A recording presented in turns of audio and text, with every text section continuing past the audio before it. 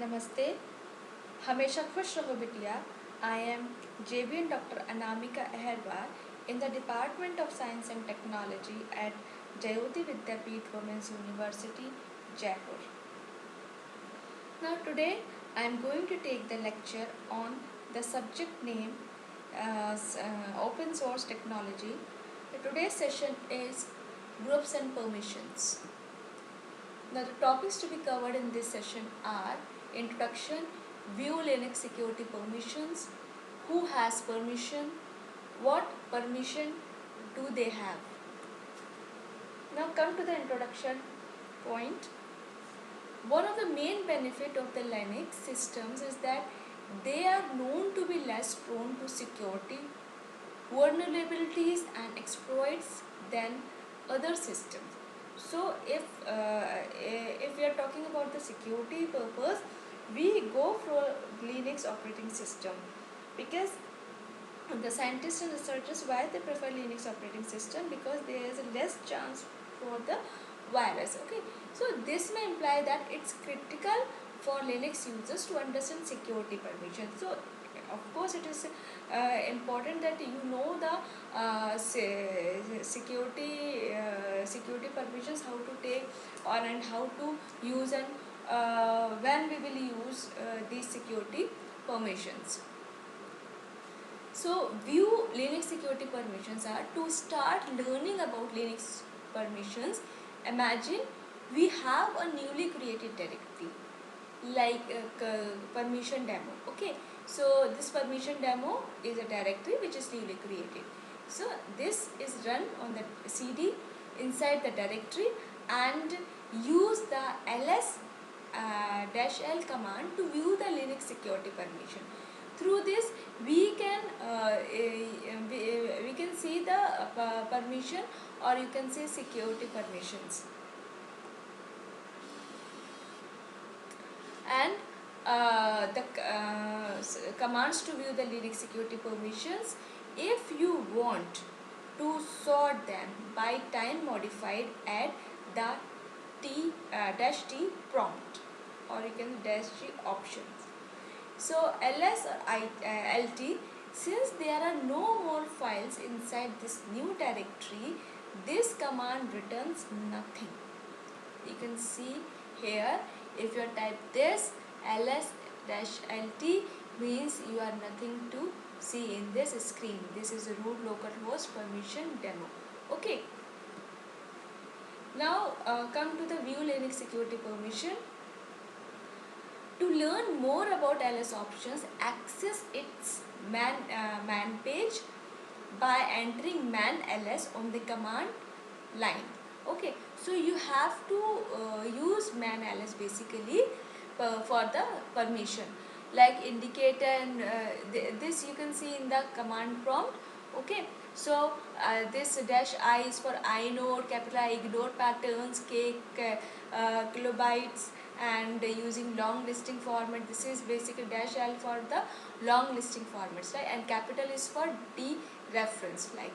Okay, -m is filled with a comma separated list of entries. Now let's create two files, cat.txt and doc. If you are creating two text files with empty content, so this is easy to do using touch command. So we are here using touch command. You can see here touch means there are two files, cat.txt, doc.txt, and this pets you have to bake, means let's also create an empty directory. So we are creating the another directory. That directory is called pets directory. Okay, so you have to use the mkdir command. So we can use the ls-l command again to see the permission for new files. So for that you have to take the permissions, because you are again creating a new empty directory. So here you can say read write rr read write. So this is for this cat file and doc file, and this is for the pets file. Okay, so who has permission? So the first thing to examine indicates who has permission to access the file directory. Note the section highlighted in the red box below. The first column refers to the user who has access, while the second column refers to the group that has access. Means this, you can see the user group, or this is second the group. This is simply the group. So they are basically two groups, right? So there are three types of users. First is for accessing file directories. First is user, that is you. G is for group. This is for the U is for the owner of the file directory, and G is for the group of the file or directory. And if we are using O, O is for others, means anyone can else. Okay. So three types of users are basically in this, because we are using root as the user. Of course, we are everything we will do from the root. Okay, so root as a user, we can access any file or directory because root is a super user. Main thing, you can see root as a parent node. Okay, so we start from the beginning through the root directory. Okay, so we can call it as a super user. However, this is generally not the case, and you will probably be restricted to your username. Okay, so a list of all users is sorted in the if you are typing etx password file, so this looks like this on the screen. So groups are maintained in the etc group files. These are the groups which is maintained if you are typed etc group files, right? Now what permissions do they have? As I told you, there are basically three types of permissions: users, groups and owners.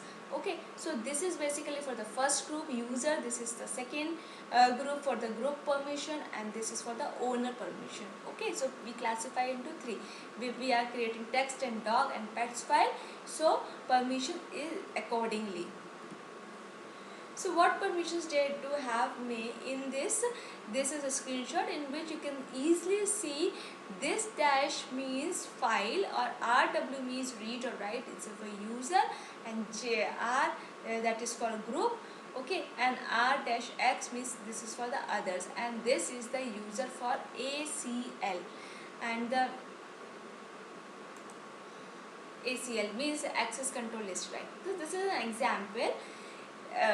We are talking about this thing that we placed it in the first thing.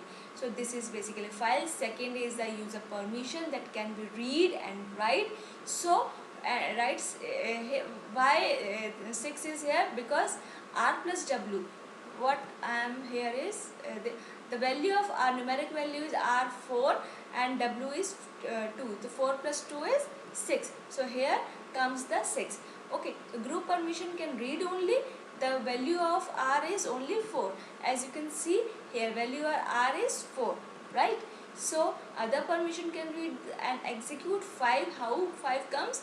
R plus X. R plus X means 4 plus 1. X means this one. This is the value of 1, means other executable, right?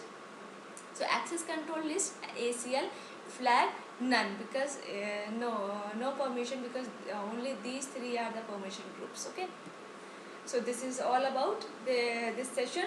This is the question for practice. What are the different users accessing the file directory?